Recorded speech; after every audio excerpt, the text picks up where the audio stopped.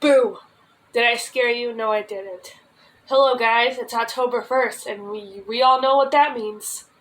Spooky season has officially begun, and I react to the most craziest, stupid horror stories, and I try to see if I can get scared or not. So, sorry, I just had a big sneeze before I started this video. So I might be sniffling a bit. So, these are, as like people know, I watch animated horror stories, but I also want to try something else, so we're going to see how this goes. Okay, but first we're going to do animated stories, and then maybe the next video I'll do try not to get scared, and if I get scared, then, well, y'all can make fun of me. Let's get into it. The first story is about a suburban dancing lady. If I screwed up that word... I'm sorry. But walking down those deserted streets of Belgrade that night, something felt off. The Serbian dancing lady. What a laughable joke, right? That creepy story that went viral on TikTok. People saying they had seen her all alone. Oh, does it dance? Streets, turning around street lights. Can I have a dance fight with her? Let's go have a dance fight. Let's go. After any person who came too close. But come on, just a joke, I said to myself. I am Luca, a journalist. What I enjoy the most is debunking hoaxes like this. Sorry for offending anybody. I'm so sorry. I really am. I'm so sorry for offending anybody. I'll shut up. Midnight, and I packed my bags with a camera in hand, hoping to catch whatever hoax this was in frame. But the streets of Belgrade lay deathly quiet beneath me, a stillness that reached down into your skin. Just two strays scurried past as I made my way down to the alley where she had last been spotted. The air was heavy, cold seeping into my bones as I tried to shake off the nerves building inside. All you could hear was my footsteps, at least each step echoing down cobblestones. I arrived at the alley and stopped there, pulling out my camera. Let's see if this ghost lady's real, I told myself. Oh my gosh, is it gonna renegade? Myself from freaking out than anything else. I began filming street scenes. Sorry guys. Nothing so far, probably just... Then I heard. Oh my gosh, renegade. Sorry, I'll shut up. Nowhere and everywhere at the same time. The wind was carrying it on its breath. My chest tightened as I slowly turned my head. It was then that I saw her. He stood at the end of the street, where it seemed a dangling street lamp cast just enough light to illuminate his stand. The girl danced, that's the only word for it.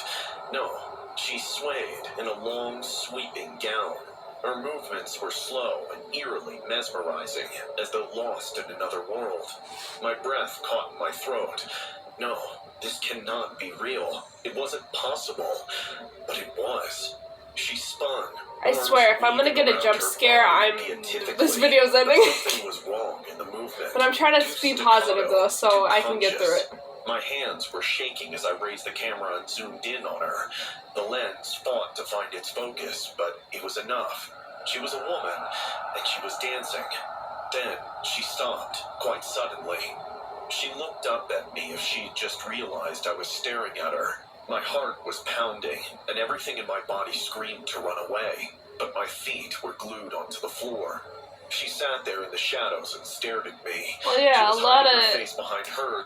Sorry to interrupt, but I think a lot of people, if they do go ghost hunting, they see, I think, a lot of women in white, I think, like in white gowns, I think. I don't know if it means like the afterlife or like either like a wedding gown or just like a gown in general. I still don't know what that means, but I'm just saying. I think that's what happens. But sometimes I think all ladies would. I think they'll all be in a white gown or just like in a black gown or some type of gown. I think, but I'm not sure. All right, I'll shut up. But I could feel eyes on me. The air was thick and suffocating as I stood there, too scared to move. Then she started walking towards me. Dancing was over, fluid moment gone. Now it was a slow, deliberate walk, as if she were advancing directly for me. I tried to take one step back, but my legs would not go. Was this real? Was this some sort of dimension? Am I actually gonna get scared? Holy shit, like I'm literally backing up into my wall. It was glinting in the dim light. A knife. Then, something inside me snapped. My head was screaming at me to move. I turned around and fled, pounding my feet on pavement and my heart in my ears. It was as if the sound of my heart beating in time created an urgency that drowned her. However, underneath it, I heard her footsteps, slumbering, slow, deliberate, steady, as if she knew exactly where I was going. I chanced to glance over my shoulder. She was still there, darkly silhouetted, moving with an efficiency to be toward me, the knife catching every step of light. I ran faster, turning down haphazard streets, my gasping breath coming raggedly as I tried to shake her. Every time I seemed to have lost her, I could hear her still, the soft tapping of her shoes against cobblestones. I ran down the alley, getting behind a dumpster to crouch down for breath. My hands were shaking as I held my camera. I tried to stand still. I need proof. This is not just some stupid joke. I hit record again, peeking over the dumpster. Her face was hidden once more behind the overhanging wall, but I felt sure she saw me. I waited, holding my breath to ensure she would not come forward any farther. For a few agonizing moments, we just stayed locked in this pose, as if me crouching there in the shadows and she stared straight at me. And then, slowly, she turned and walked away, vanishing into the darkness again. Is she gone? I waited, my heart pounding wildly. Dude, she's probably behind you. What the hell are you doing? What had occurred? Get up and run. Was it done? I didn't know.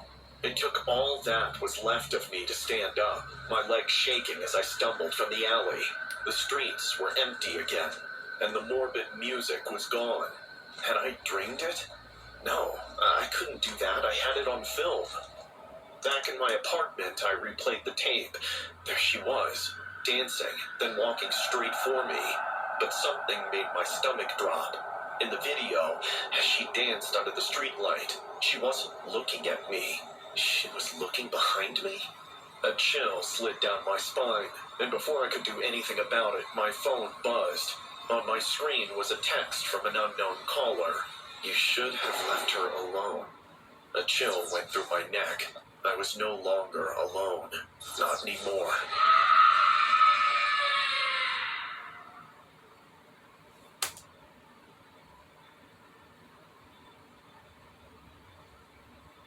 Wow. I got goose. My hair is standing. I don't know if you guys. My hair is literally. You guys probably can't see it because I still use my phone camera. I have freaking goosebumps. I'm shit. Oh my gosh. Am I shaking? I don't think I am. I got goosebumps. Oh my gosh. Holy shit. Okay. Oh wow. Story number 2. Oh my gosh. Really, Snapchat?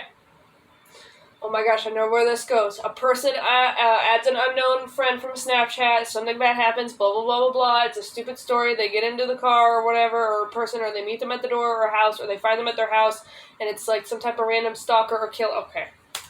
Here we go. Sorry. I never thought my life would spiral into a nightmare that felt ripped from a thriller novel. My name is Marsha. I'm guessing. I'm sorry. I'm a 24-year-old swimsuit model based in Miami. With sun-kissed skin and long, wavy brown hair, Swimsuit model. I always love the ocean and the freedom it Sorry. brings. I'll shut up my like bed. A natural path. My family, however, didn't share my enthusiasm. Especially Liam, my older brother. Ever since I started modeling, he'd warned me about the sickos and creeps in the industry. My dad was equally overprotective. Our conversations often ended in tense silence. I brushed off his concerns as typical sibling worry, not realizing how he was actually right. One afternoon, as I lounged on my balcony overlooking the bustling streets below, my phone buzzed. A Snapchat notification from an account named Watcher7. Odd. I didn't recall adding anyone by that name. The message read, "Hope you liked the gift I sent." Confused, I ignored it, assuming it was a misdirected message or some spam. Days went by and I forgot about the odd snap until a thick envelope appeared at my doorstep. Inside were printed photos, pictures of me from my private Snapchat stories. My heart raced. How did wow, I was right. Yeah, it was Liam who received the envelope. This is exactly what I was warning you about. You need to quit this modeling nonsense and focus on something real. You think this is about modeling? Someone invaded my privacy. Our argument escalated. Liam stormed out, leaving me alone with a mix of fear and frustration. The snaps from Watcher 7 continued. Photos of me on dates with guys I'd met online, candid shots from across restaurants, even grainy images of me through hotel windows. Each one sent chills down my spine. How was someone following me so closely without me noticing? One night, as I returned to my apartment, I sensed something was off. The air felt heavy. I glanced around. My favorite seashell necklace was on the coffee table, though I swore I'd left it in my bedroom. The window was slightly ajar, letting in a cool breeze that fluttered the curtains. Hello? Is anyone here? Silence. I checked every room, every closet. Nothing. But the unease lingered. Desperate for help, I reached out to Alex, an IT guy I'd been chatting with on a dating app. We went out a few times, clicked, but never really dated. Alex, I think someone's stalking me. They have access to my private snaps and photos of me everywhere I go. That's serious. We need to check your devices and security at home. He came over the next day, bringing equipment to scan for any breaches. As he waved a device around my bedroom, it beeped near a bookshelf filled with travel guides and old photo albums. There's something here. We pulled the shelf away to reveal a tiny camera, meticulously hidden between the books. Oh, wow. Oh my god! How did that get there? Whom does it belong to? Let me try to find out. He worked his tech magic, and within minutes, he looked up, eyes wide. The IP address it's connected to, it's local. Very local. What do you mean? It's coming from your place, like your father's place. Anyone in your family who could have easy access to the cameras? My father. He works in security. I felt the room spin. That couldn't be right. My father was protective, yes, but this? Determined to confront him, I drove to our parents' house and confronted my dad, but he just looked flummoxed. He swore on his dead mother that he did not do it, but then, almost instantly, all of us understood that it could only be Liam. I found him in the garage, tinkering with his motorcycle. Why are you spying on me? He looked up, expression unreadable. I don't know what you're talking about. Don't play dumb.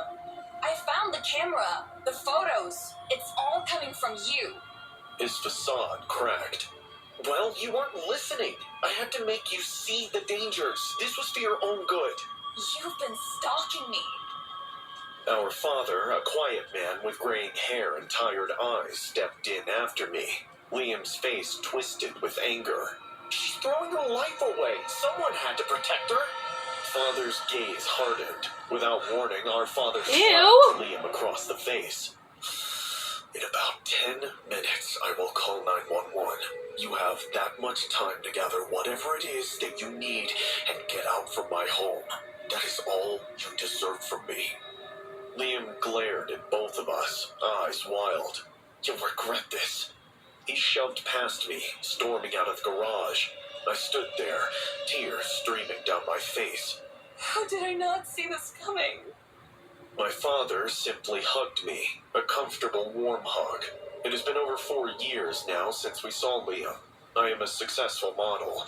I still visit my dad frequently, and I am just trying to heal, surrounded by genuine people who care. I was not expecting that for the brother to do that to her.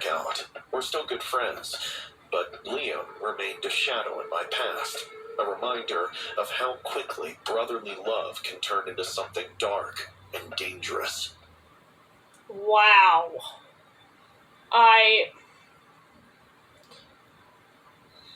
Wow. I was not expecting that. I wasn't. That's crazy. I thought it would have been something else with Snapchat. Sorry. Alright then. Another story. This one is called Stalker. Here we go. I never imagined that moving to Pinebrook would become a test of my resilience. My name is Anita, a 28-year-old accountant who recently immigrated from India. I was eager to start my new job at a small accounting firm nestled in this quaint town. On my first day, I stepped into the office, a stuffy room filled with aged white men who paused their conversations as I entered. Their eyes followed me, a mix of curiosity and disdain. One man smirked. "You're a bit different from what we're used to around here." I forced a smile, trying to ignore the heck is that supposed to mean? Stomach. Work was isolating. My colleagues offered little assistance, and lunchtime was a solitary affair. I often ate at my desk, poring over spreadsheets while overhearing whispered conversations centered around my skin color. After work, is one of the guys gonna stalk her? Highway back to my rented house on Maple Street. That's so sad. One evening, as the sun dipped below the horizon, I noticed a black sedan pull onto the road behind me. Thinking nothing of it, I continued driving, but had a feeling that it was following me. Then, the next night, and the one after that, the same sedan appeared, maintaining a steady distance all the time. I took a different exit, but it followed. I routed back to my original path, and it followed yet again. The unease grew. Then, 3 nights later, the sedan inched closer, its headlights glaring into my rearview mirror. My palms grew sweaty as I gripped the steering wheel. I had heard incidents of racial attacks in these parts. Stay calm. Just get home. The sedan suddenly flashed its high beams, blinding me. I swerved slightly and stopping to the side. But by then, just as abruptly, it sped off into the darkness. Now it I hate when that happens in the My neighbors. I'm sorry. I'm sorry. I've been driving for about less than 2 years. I'm sorry. I hate when that happens. Like, there's like certain roads, like I don't know what's wrong with certain people's cars or just cars in general, like where they have their high beams on like way too high for the lights, and like you can't even see freaking behind you, but you still gotta like stay focused driving. Like, oh my gosh, I hate that. But here's another question though: why do certain people also have their lights on in the middle of broad daylight? No matter if it's like spring, summer, fall. I can't say winter because winter's pretty dark all year during all winter months that we have. It's like if it's summertime and you have your lights on, is it like an automatic thing or can you just like not shut it off? Like, I'm just kind of confused. Anyway, sorry. I don't like when that happens either. I'm like oh my gosh. So sorry. Sorry. Back to the story. My bad. Seemed to harbor an unexplained animosity. Their trash bags appeared outside my front door, torn open with garbage strewn across the porch. When I walked to the same site that night, I decided to confront them and walked up to ring their doorbell. An old man on a wheelchair opened the door and stared at me with disdain. Excuse me. I believe all that trash belongs to you. He looked at the trash outside my house and just shrugged his shoulders. My wife throws the trash, so only she'll be able to tell you when she returns from the church. Maybe you should mind your own business. I'd appreciate if my property was respected from now on. Or else, I'll have to call the police. He sneered. Why don't you do that right now, honey, and see how far that gets you? He casually slapped my behind and then closed the door on my face. I was left horrified. After a few days, the black sedan followed me again, and then again the next night. Each time, it followed a bit closer, almost looking like it would hit me. Then, one night, after having a particularly hard day at work, I arrived at my home to find the black sedan outside, and my mailbox had been knocked over. I was paralyzed. It stood for just some time before screeching its tires and rushing away. I found a note in my fallen mailbox, which said, "Leave town now." The next day at work, I overheard a conversation. "She doesn't belong here. Taking jobs from real Americans. Cole was fired because she does his job for half the pay." My presence was met with cold stares and silence. The isolation was suffocating. That night, I received a voicemail from an unknown number. A raspy whisper filled the line, which announced the creative ways in which people of color had disappeared in that area, and I might as well. Sleep eluded me. Every creak of the house amplified my paranoia. Around midnight, a tapping sound echoed from the living room window. I crept downstairs, clutching a kitchen knife. Peering through the curtain, it was raining outside. And then, I don't know if it was just a hallucination, but I saw someone with long hair trying to look inside. Just as I turned the lights on, he vanished. This can't go on. The next morning, I discovered my car tire slashed. That was the breaking point. I went to the police station, half expecting dismissal due to my color. Officer Miller listened without paying much attention, and it felt like he had brushed my concern. We'll look into it. Just 2 days later, as I drove home, the black sedan appeared once more. My heart hammered as it closed the distance. Suddenly, police lights flashed behind us. The sedan accelerated, attempting to flee, and the police car chased it. It was soon cornered by patrol cars. I pulled over, watching as cops led by Officer Miller approached the vehicle. A young man with long hair was pulled out, protesting vehemently and flipping like a fish out of water. Officer Miller approached me. We got him. Relief washed over me, but it was short-lived. The next day, someone knocked on my door. It was Mrs. Jenkins, my elderly next-door neighbor. Her long silver hair fell till her shoulders, and her dark eyes studied me intently. You've caused quite a stir in our community. I'm sorry? My son lost his job at that accounting firm. Worked there for years. Then you showed up. Now he's out on the street. I'm sorry about your son, but I had nothing to do with that. Her lips curled into a sneer. You people come here, taking what's ours. I won't stand for it. A chill ran down my spine. Are you saying you're behind the harassment? She leaned in.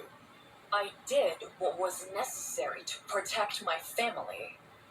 You could have quit and went away. But now, because of you, my son is in jail. This is illegal. You can't threaten me. She scoffed. Who's going to believe you over a respected member of this community? Just then, Officer Miller appeared at the doorway. Actually, we will. Mrs. Jenkins' face paled. Your son told us what you've been up to, ma'am. You're under arrest for harassment and conspiracy. As they led her away, I stood there, shaking. The pieces fell into place. The stalking, the threats, all orchestrated by someone who appeared harmless. In the days that followed, the town was abuzz with gossip. Some looked at me with sympathy, others with resentment. At work, the atmosphere shifted slightly, but within some months, I applied for another job and left the town. Wow. That's an interesting stalking story.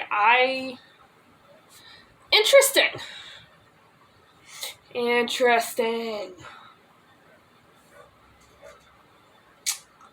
Well, I might have to cut it short. It is a Tuesday. I've had a very, very long day at work, which work just means AKA school, because I work at a school. Yeah, very long day. I'm very tired. So, I think I'm going to cut it here short. I know it seems like a long video, but I have to cut it short. Might do a part 2 later. I don't know. We'll see what happens. We'll see how tired I am. Oh, this weekend I'm busy. We got our yard sale going on for my house, so that's nice. And I think, no, maybe not a yard sale. Maybe, I don't know. Maybe, no. Oh, no, I think I'm going to a family member's yard sale to help them out. No, is it? I don't know what's going on. Something about a yard sale, I think. I think I'm going to a family member's yard sale to help out. I don't remember, but I will be busy. So I'm going to try to make another video tomorrow. So let's see what happens. Yeah. Okay. Well, Zach, again, thank you for watching this video with me. Thank you. And happy October 1st of 2024. We are 3 months away from the new year of 2025, you guys. How freaking crazy is that? What is happening? And I will post this video down in the description below, and I will see everyone in another reaction video. Maybe tomorrow, maybe not, who knows. And I will try to post as much scary stories as best as I can. So, bye! Oh, look. I got my skeleton shirt on. It says, oh snap. Oh snap. Okay, anyways. Bye! Boop.